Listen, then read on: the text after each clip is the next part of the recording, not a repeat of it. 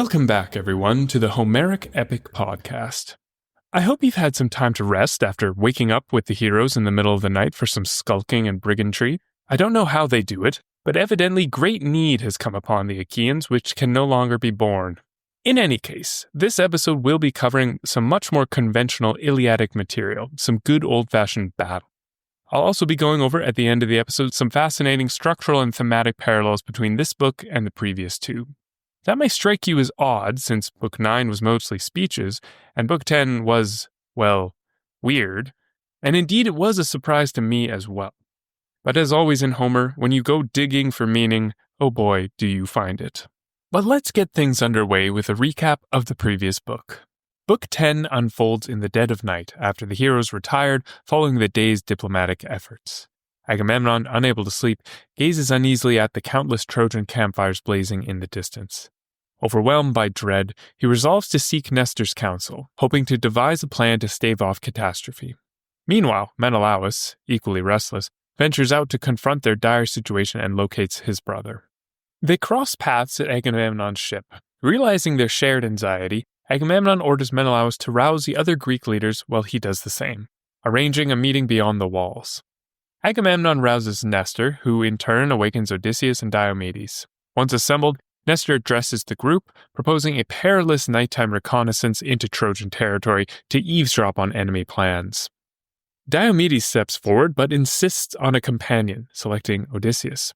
The pair slip into the fragrant darkness. Across the battlefield, Hector too convenes a Trojan war council, offering Achilles' legendary horses as a prize for any volunteer brave enough to spy on the Greeks. Dolon, an eager but boastful warrior, accepts the task and creeps towards the Achaean camp. Fate intervenes. Diomedes and Odysseus ambush Dolon, extracting critical intelligence before, killing him. Pressing onwards, they infiltrate the Thracian camp of King Rhesus. While Diomedes ruthlessly slaughters the sleeping soldiers, Odysseus seizes the prized horses. Chaos erupts as the Thracians sound the alarm, forcing the duo to flee with their spoils. The book closes with the Greeks rejoicing at their comrades' daring success, the stolen horses symbolizing a fleeting but triumphant hope. The mood is lifted, tinged with a bit of optimism for the battles ahead. Yes, it is one of the stranger books of the story, for sure. But I hope I convince you that it does belong in the story. That is, that it serves a narrative and thematic purpose. In my research for this episode, I found even more evidence that this is certainly the case for Book 10.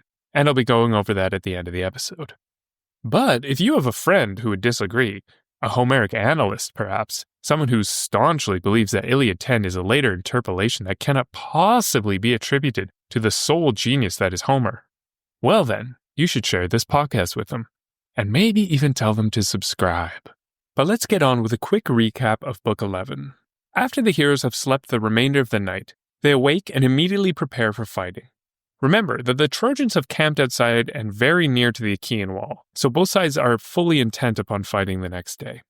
Right away, we launch into the Aristeia of Agamemnon, and we'll be analyzing this Aristeia in light of the other ones that we have witnessed so far, because indeed there are some interesting differences.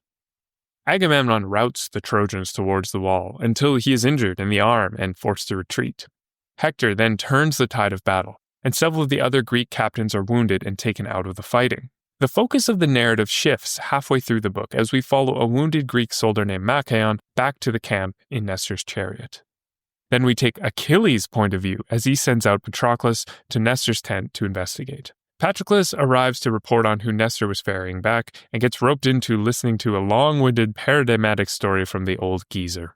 Nestor tells several stories to Patroclus and furnishes him with some requests to bring back to Achilles. The book ends with Patroclus' return to Achilles interrupted by his friend returning from battle with an arrow in his thigh. So Patroclus stops to help him, and we are left waiting with bated breath. Like so many other books in the Iliad, not a lot appears to happen in Book 11, but that's why I'm here, to point out all the mechanisms shifting in the background. Because Book 11 has set in motion the end of the poem, and heck, we're not even halfway through the Iliad. With that, let me dive right in. The book opens with the formulaic phrase, "Dawn from her bed arose by the side of good Tithonus." Now, this is a reference to the story of Eos, dawn, and Tithonus, a mortal, who happens to be Hector's uncle and Priam's brother. To quickly recap the myth, the goddess of the dawn fancied the Trojan Tithonus and asked Zeus to make him immortal so he could be her husband forever. But unfortunately for Tithonus, Eos asked for immortality but not eternal youth. So poor Tithonus continued to age until he was too weak to move and he shriveled up. Now, different versions of the tale have Tithonus shriveling up until he turned into a cicada, where his voice became the high-pitched buzzing that they are known for.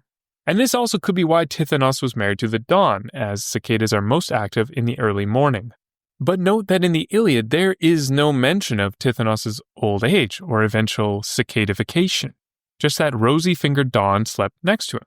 I like to think this is intentional by the poet. After all, we are in the middle of mythology right now. The story is unfinished.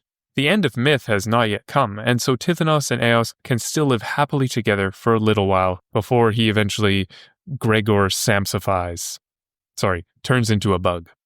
After this formulaic start to the day, we are treated to the brilliant and vivid image of strife personified, taking her stand in the middle of the Achaean camp on the prow of Odysseus' ship, which was equidistant between Ajax and Achilles at either end, and her terrible shriek that, quote, flung great strength into each Achaean's heart, end quote.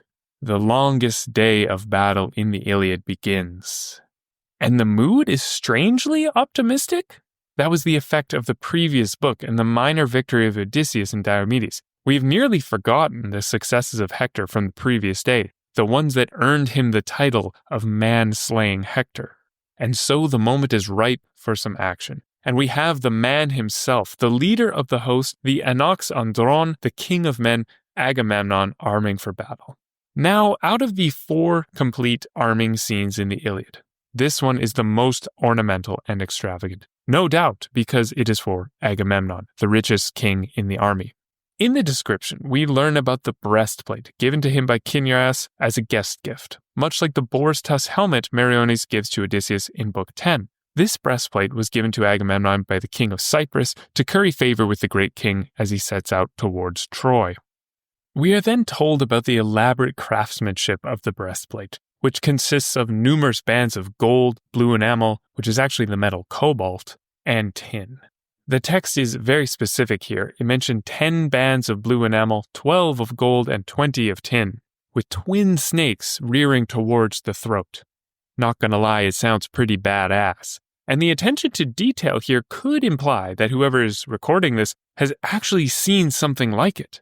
Unfortunately, unlike the boar's tusk helmet in Book 10, we don't have any archaeological evidence of anything similar to this from the Mycenaean period of Greece. In any case, the detailed description of the arms of Agamemnon is meant to emphasize the great king's wealth, as he is basically decked out head to toe in precious metals of highly intricate craftsmanship. The visual description of a hero's armor is also meant to distinguish them visually for their forthcoming Aristeia, to mark them out in our minds as on the cusp of a great feat. Contrast this with Diomedes' very minimal arming scene in Book 5, where only the unwearying fire blazing forth from his shield and helmet are described. The poet makes no mentions of the details of Diomedes' armor like he does with Agamemnon. And this is not the only way that Agamemnon's Aristeia is different, as we shall see. Now, after suiting up appropriately, Agamemnon leads the troops into battle on the other side of the ditch past the Achaean wall. There's a really cool line here by the poet, quote, "And the son of Cronus brought evil tumult on them, and down from on high out of the clean air he rained drops that dripped with blood, since he was about to hurl many a strong man to Hades." End quote.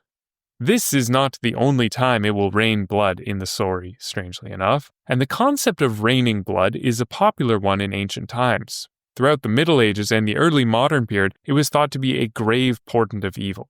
But interestingly enough, in 2015, scientists discovered the cause of the blood rain phenomenon. Turns out it was not Zeus, but actually a type of microalgae that has red spores that can become aerosolized, causing the rain to be colored red. Interestingly, the pre-Socratic Greek philosopher Heraclitus commented on these exact passages in the Iliad, saying that it was actually just red-colored water, not actually blood that fell from the sky. While another scholiast writing in the margin of the Iliad said that the rain actually was blood that had made its way into the water from the bodies of the slain around Troy. It's just crazy that people were thinking of details from the Iliad in this way, right? It shows that the inheritors of this story didn't see it as just a story, but as something that really happened, even if it maybe fudged the details on whether it rained blood or not.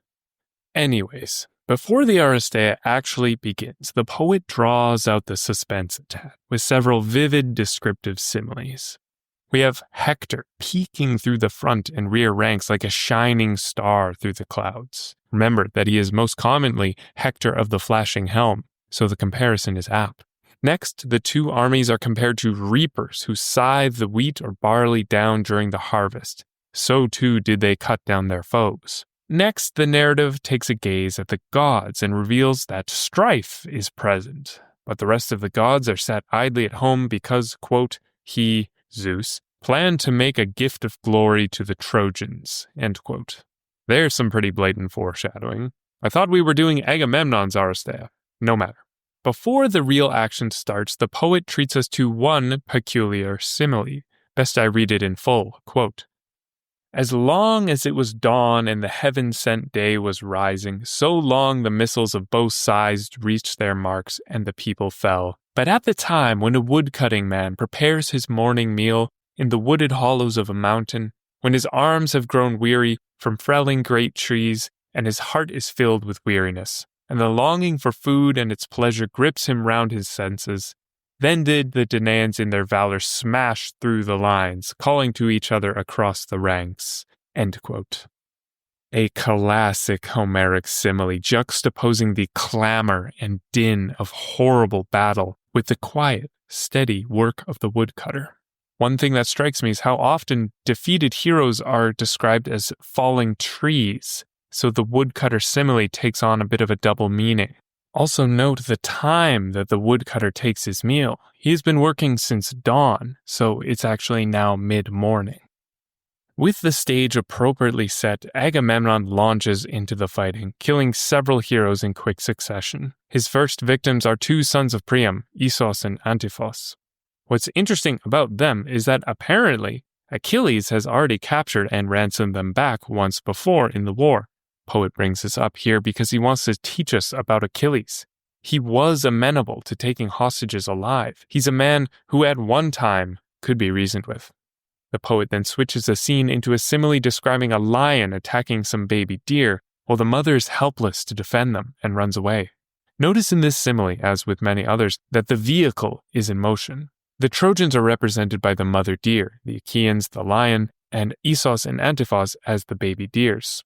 So while the simile is about the Trojans, the language of the simile has descriptions for all characters in the scene, and it mirrors it perfectly, even in the direction of motion. It may not seem like much, but it actually adds a great deal to the lifelikeness of these similes.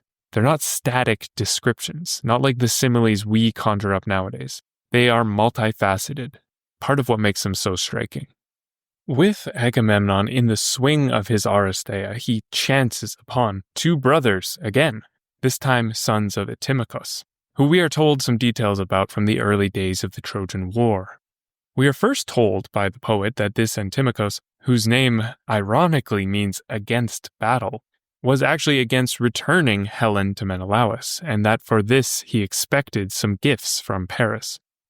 The narrative shifts then to his sons who have fumbled their chariot and are pounced upon by Agamemnon. They immediately try to supplicate him and mention how rich their father is. But since we are nearly halfway through the Iliad, we know that supplications don't work anymore. Gone are the days when a hero would accept the shining ransom of someone who clasped their knees and pleaded for mercy. And unfortunately, mention of their rich father doesn't help either, as we are then told through Agamemnon's voice that in assembly, Antimachus urged the Trojans to kill Menelaus and Odysseus on the spot. Now this would obviously be a grave violation of Xenia, or guest friendship, since Odysseus and Menelaus were received as envoys. So even the mere suggestion is indicative of the so-called guilt of Troy that we hear mentioned again and again. The poet means to make it abundantly clear that this city will fall and that it deserves to fall. So Agamemnon does away with the two brothers, one of whom he cuts clean through his upstretched arms and head and sends him rolling like a log through the carnage. No two deaths in the Iliad are alike, that's for sure. As Agamemnon pushes the Trojans back, the narrative shifts focus away from him to the gods first and then the beleaguered Trojans. Zeus sends Iris to deliver a message to Hector that he should stay out of the fighting as long as Agamemnon is there. But as soon as he is injured, Hector will be given the power to drive the Greeks back to the ships. So Iris rushes down to the battlefield to deliver the message to Hector, and in person, I might add, not in the guise of one of the commanders. The text reads, "Standing close, Iris of the swift feet addressed him." This is significant because in this instance, the gods didn't work through the human medium. It was a direct message to Hector. For most of the heroes, the gods take on the guise of a human and deliver their message within a human context, like an old character exhorting a younger one or something like that. But Hector, and Achilles for that matter, gets special, direct contact from the divine. So it's hard not to believe the words when the messenger says, "Zeus sent me." Remember this as we continue through the story. A lot of signs point to Hector succeeding in his goal. As we shift back to Agamemnon, the poet once more invokes the muses to highlight that this is an exceptional moment. And the details of Agamemnon fighting are indeed impressive. He kills yet another pair of brothers, whom we are told some particularly tragic details about. Iphidamus was newly married, and we are told after he dies that he never got to consummate his marriage, and instead died far away. His brother Chaon tries to avenge him, and does manage to wound Agamemnon before he is slain. Agamemnon, now wounded, continues to range through the throng of fighters until his wound dries up and the pain sets in, whereupon he departs on his chariot. Well, Hector perceives this and immediately orders an advance of the Trojans with his customary rallying cry and begins to get to work. Interestingly, the poet speaks to us directly here with an aside, quote, "Then who was the first and who was the last he killed, Hector son of Priam, when Zeus granted glory to him?" End quote. Similar to Agamemnon's Aristeia, where the muse was invoked, Hector too receives an apostrophe from the poet. I mentioned in episode 5 that there are 5 distinct Aristeia throughout the Iliad. Diomedes, Agamemnon's, Patroclus, and Achilles' Aristeias are all bounded and sequential. They have a clear start and end. But Hector's Aristeia functions differently and instead fills the cracks of the story. If we remember the common elements of the Aristeia, that is the arming of the hero, his charge into battle, killing enemies, his wounding, prayer to the goddess, return, slaying a great foe, and lastly, a struggle for the armor or corpse, well then Hector sort of does all of this out of order. But the elements are still individually detectable. His long, drawn-out Aristeia arises because of his position at the head of the losing side. He functionally can't have a sequential Aristeia because that would mean either he wins or he withdraws, which are both out of reach for Hector, as the poet has made clear several times. So instead, Hector receives the Aristeia treatment in piecemeal. He charges into battle and almost causes an immediate rout if it weren't for Odysseus and Diomedes. These two just had their time in the spotlight in Book 10, and now they're back at it again. They temporarily halt the Trojan advance until Hector spies them and rushes at them. Diomedes, impressive warrior that he is, hurls a spear and strikes Hector in the helmet, but doesn't kill him. Yet, the language used to describe the moment is awfully deathlike. Quote, "And fell on his knees and remained there and leaned with his massive hand upon the earth, and around his eyes the black night closed." End quote. If we compare this to Book 4, lines 525 to 526, quote, "And with his spear struck Diores beside his navel. All his bowels were poured forth upon the ground, and darkness covered his eyes." End quote. Darkness covering the eyes signifies death, yet Hector doesn't die for quite a while. But then why have him get dinged on the helmet then? There is a single reason to explain this and to explain what is about to happen, which I'll tell you is that cheeky Paris is going to pop out and shoot Diomedes in the foot with an arrow, causing him to retreat. He needs to retreat so that the Trojans can start winning for a while to fulfill Zeus's promise to Thetis. But the more immediate reason that Diomedes gets to dome Hector upside the cranium and then promptly gets shot in the foot is because Diomedes is a stand-in for Achilles. The Aristeia of Diomedes is the first instance of an Aristeia in the story and the most formulaic. Diomedes as an Aristeia, well, because Achilles isn't around. He is temporarily the Greeks' greatest warrior, and because of his age, martial prowess, and the favor he enjoys from the gods, he's a rather Achilles-like figure. He also sets the tone for heroic conduct early in the story, providing a background to which we can compare Achilles.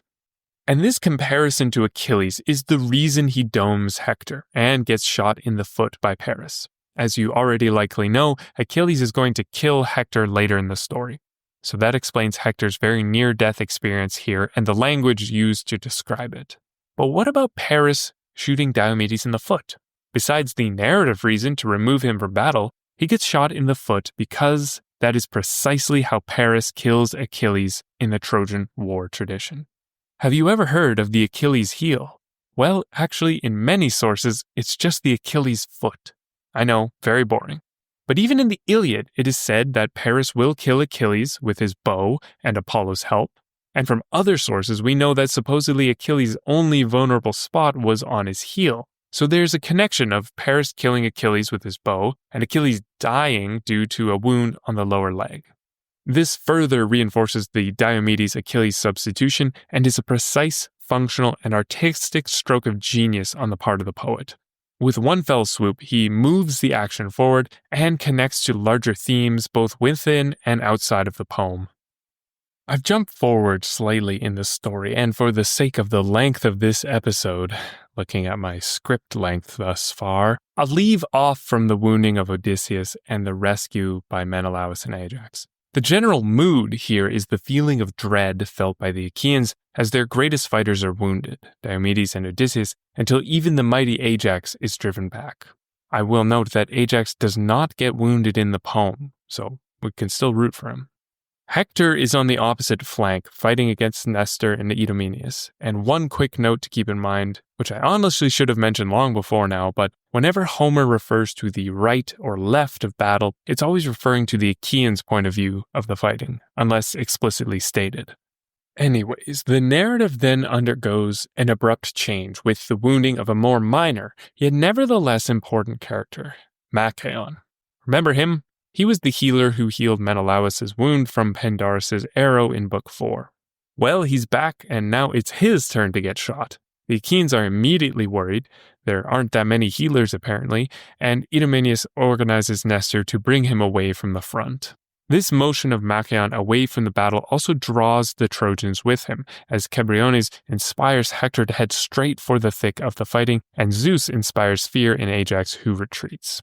Ajax receives two similes here, one comparing him to a lion, and one to a donkey of all things. He slowly retreats, preventing the Trojans from completely routing the Achaeans.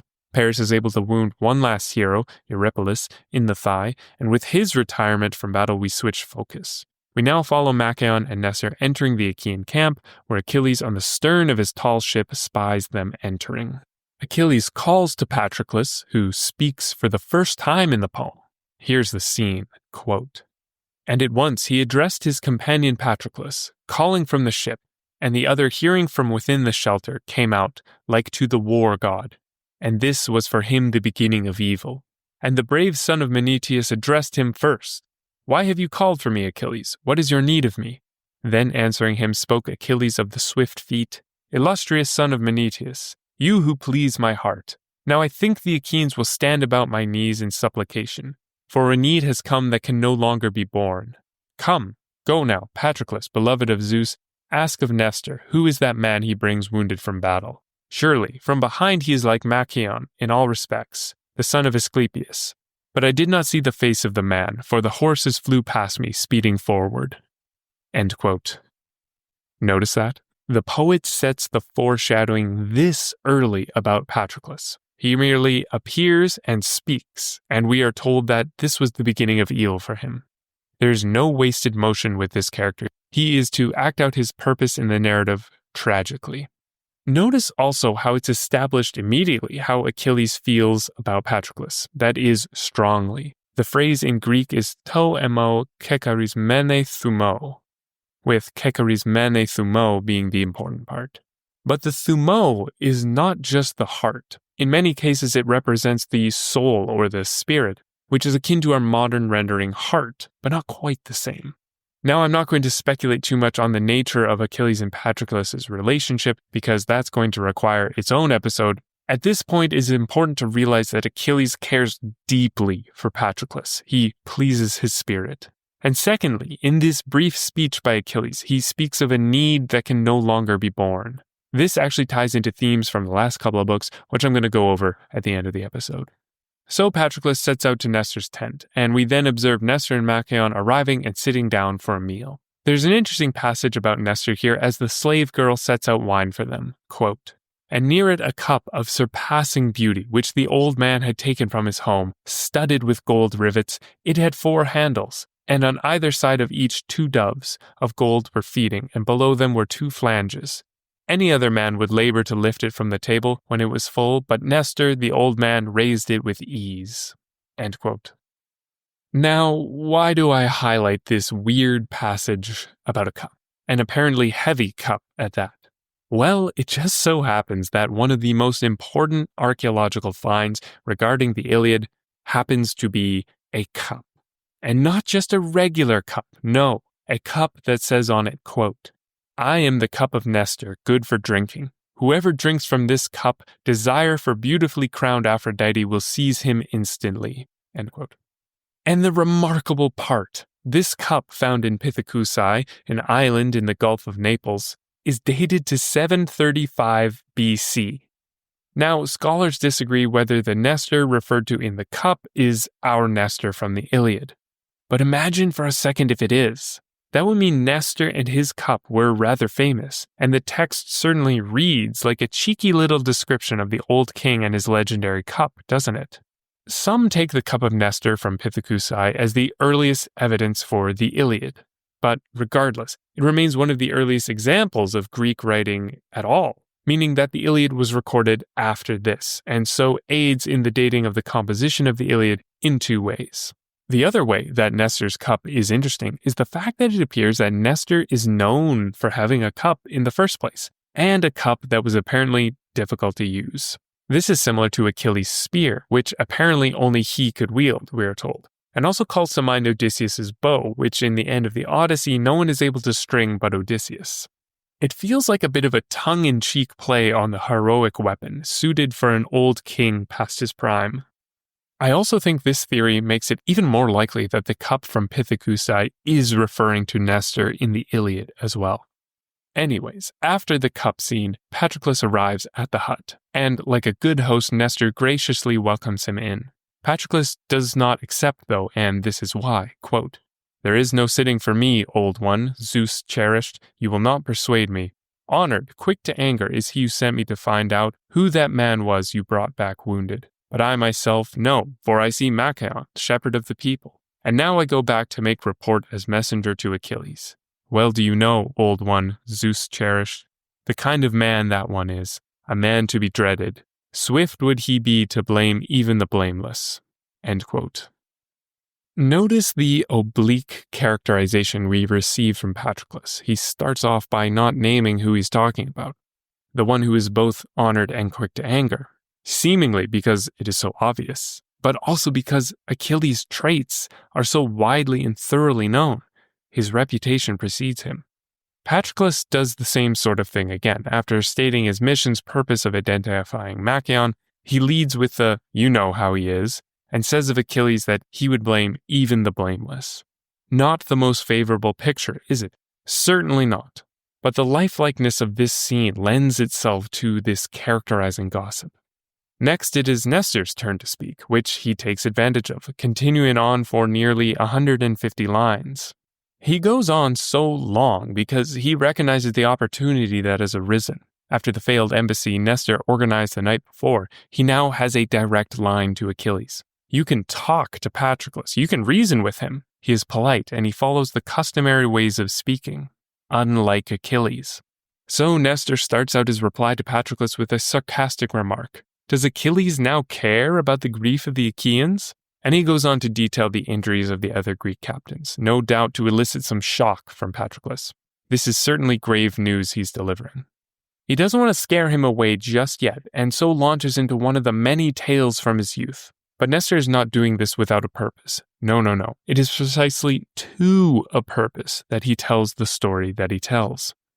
In his story, Nestor details a successful armed raid he makes against the Eleans. He drives the cattle back to Pylos, where the people are overjoyed at the wealth. He details how Pylos had been sacked by Heracles and all of Nestor's 11 brothers were killed. Anyways, the Epeans attack Pylos and Nestor drives them back, performing some impressive deeds of war along the way. He finishes his story with this line, quote, "And all men gave glory to Zeus among the gods, but among men to Nestor." End quote. Notice that? Nestor went out, fought, and then came back, and the people honored him. He's saying the deeds he committed were meaningful because the people were there to recognize him. Unlike Achilles. Nestor says this, quote, "But Achilles alone will have benefit of his prowess." End quote. What good is power and ability in the heroic world if it is not put towards gaining kleos? This speech is designed to remind Patroclus of the normal ways of heroic society. He's saying, hey, here's how I became so great, so honored.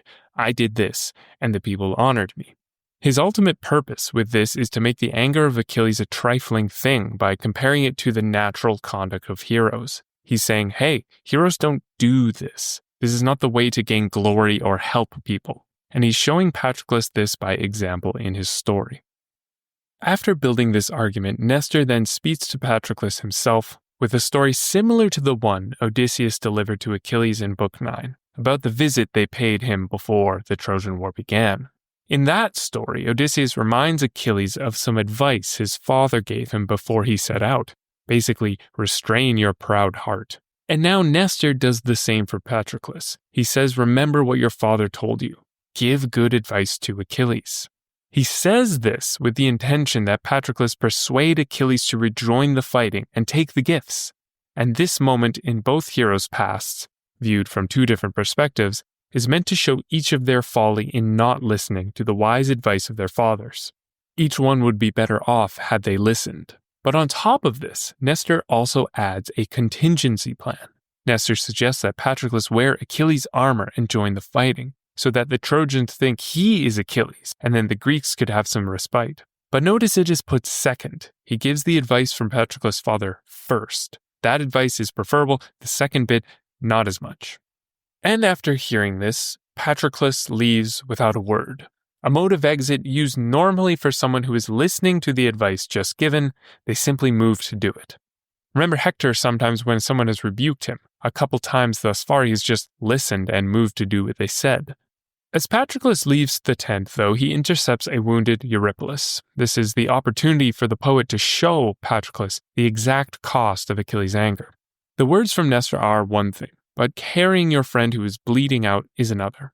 Nestor's speech first revealed to Patroclus that Achilles' anger was unheroic, and this scene serves to reinforce that in his mind, as Achilles' withdrawal has led, indirectly, to the arrow sticking out of his friend's thigh at the moment.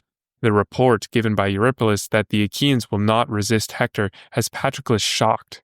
How can these things be? Postareoi tade erga.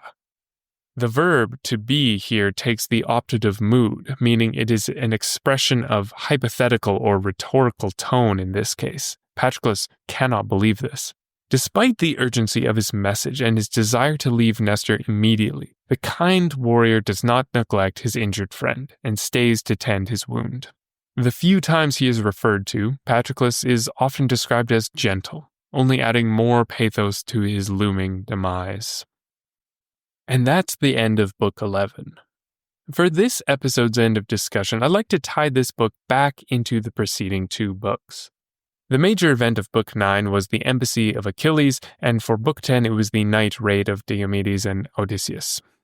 These books obviously differ a lot with each other, and with Book 11, but there is actually a strong thematic thread binding all three together. That is the theme of need. Scholar Robert Rabel outlines the connecting theme of these three books in his paper titled, The Theme of Need in Iliad 9-11. The Greek word for need that is used in Homer is kreo, and it occurs 11 times in books 9-11, used mostly by the characters themselves, and only 5 times in the rest of the Iliad. The characters use the word so much, well, because they need to. I'm sorry. But for real, think about the events of each book. In Book 9, Agamemnon is distressed from the results of the day's battle and calls an assembly of the Greek leaders to discuss what to do. Nestor is the first to use the magic word and mentions that very great is the need of all Achaeans for good and shrewd counsel. When the embassy to Achilles arrives, Achilles himself uses Crea in his address to his comrades, quote, "Welcome. Surely you come as dear friends indeed. There's great need, who are dearest to me, even in anger of the Achaeans." End quote. Now Achilles could be expressing the fact that surely there is a great need for him, as the army has been beaten today and he is aware of the embassy's purpose, or Achilles is expressing his own need for a visit from his friends. I think the truth lies somewhere in the middle, but what is more certain is that this need that Achilles refers to references the statement he made in Book 1, where he said, "Someday there will be a great need for me. That time has come." Okay, so Book 9 is pretty clear on its use of need. What about Book 10? Well, think about what occurs in Book 10. Agamemnon is distressed. He calls a council to discuss what to do. Nestor proposes a solution, they send a group out, they return and report what they did. In structure, it mirrors Book 9 very closely, even down to the use of the strange dual case as the groups move from the council to their destination. It worked very well in Book 10, but remember in Book 9, the use of the dual was considered strange there. So what about Book 11 then? Well, after the tide of battle reverses following Agamemnon's Aristeia, Odysseus and Diomedes are left alone as champions for the Achaeans, and after Diomedes is wounded, Odysseus expresses this need for help in battle as he is surrounded. But in Book 11, the symmetry between Book 9 and 10 is turned on its head. When Nestor whisks Machaon from battle, Achilles is the one to express need and sends Patroclus to find information for him. Before Achilles sends Patroclus, he echoes Nestor word for word from Book 10. For a need has come that can no longer be borne. This highlights that now the roles are reversed, and Achilles serves the function that Nestor has served in the last two books. He sends out an embassy due to need. Rabble sums it up in his paper, quote, "For the third time in this triad of books, the reversal of Achaean forces and a critical need caused by the animosity of Achilles prompts a journey." End quote. The parallel structures in Books 9 and 10 invite us to compare them to Book 11. In Book 9, a collection of heroes set out to bring Achilles back into their community, to which he refuses. Book 10 shows how two heroes working in community with one another can restore the fragmentation of the army, and provides a positive example of what can be achieved as a group. Book 11 is the inverse of this. Achilles, through his need, separates himself from Patroclus, isolating himself even further. All of this structure in the three books is meant to highlight one thing: how Achilles acts alone, against what is natural and productive for the collective. We have seen that the group is capable of putting their own desires aside and trying to do what's right, with Agamemnon attempting to appease Achilles. We've also seen what two heroes can achieve when they work together in a joint operation, and Diomedes sums up Achilles and Patroclus's blunder so well in Book 10, quote, "With two going out together, one notices before the other where advantage lies. A man alone, even if he is observant, all the same his mind has shorter reach and his judgment is narrow." End quote. Achilles alone lacks the judgment that would save Patroclus, and this is part of his tragic characterization. And that brings the end of another episode. The Iliad war machine is beginning to gain steam, and the fighting won't stop until Book 18. Book 11 does set this act in motion, though, as the mental state of Patroclus, shaped by Nestor, will be the factor that brings Achilles back into the fighting. I was also surprised to learn in my research for this episode the strong connections between this book and the previous two. It just goes to show that there is so much intention, so much richness, so much meaning stitched into this story. I'm still learning new things about it myself. As always, if you enjoyed this episode and want to hear more, please subscribe wherever you listen to your podcasts, or follow me on Substack to get all the episodes and anything else I find interesting on the Homeric epics, all for free. Until then, Aristeia of Agamemnon.